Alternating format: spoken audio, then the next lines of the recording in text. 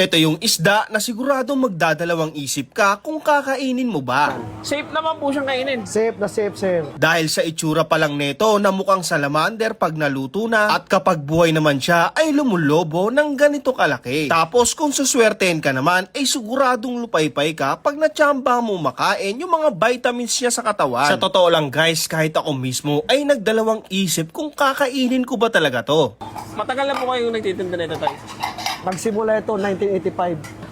Talaga, napansin ko ang daming kumakain dito sa tindahan mo tayo. Napaka-successful na ng ano nyo.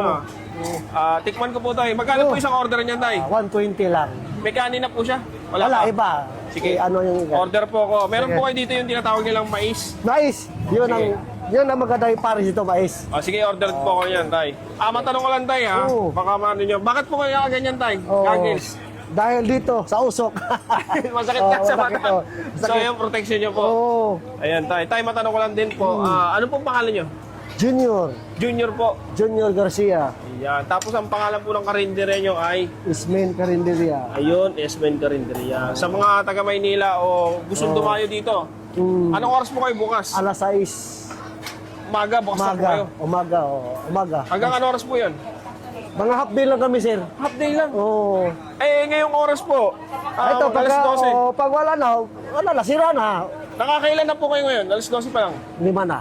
5 ganito. Oo, 5 na. Grabe. Yung kilo ng porcupine, mga ilang kilo ng porcupine na ubus nyo?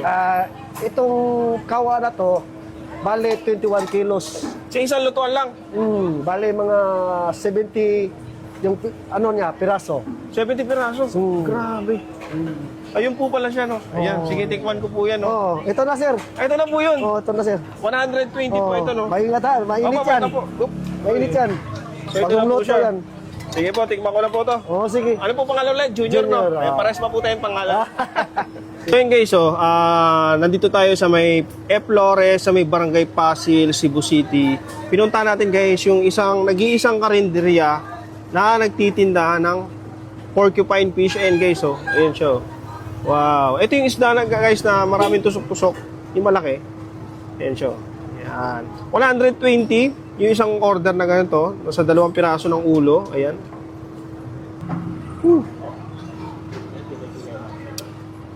Wow. Parang siyang sinigang na paksiw na maasim-asim na maasim-asim na maluya, no? Harap. Parang sabaw pa lang, ulam na to, ha?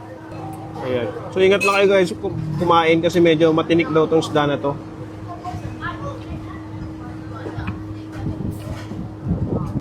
Malasa nga siya, no?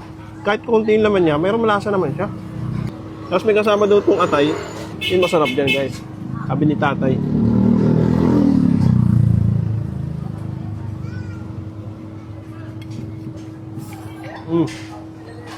Lalo. Diba? Etong Esmen Carinderia, guys, isa ito sa mga iconic na karinderya dito sa Cebu City. Na kung maghahanap kayo ng food tripan, isama nyo to sa bucket list nyo, guys. Magandang experience to, guys. Yan, napakamaraming kwento na ito, eh. Ano? So yan, guys, hindi ko na ito patatagalin pa. Gusto ko na itong enjoyin itong kakaibang food trip ko na napakasarap. So, punta na kayo dito, guys. Esmen sa may F. Flores, Barangay Pasil, Cebu City.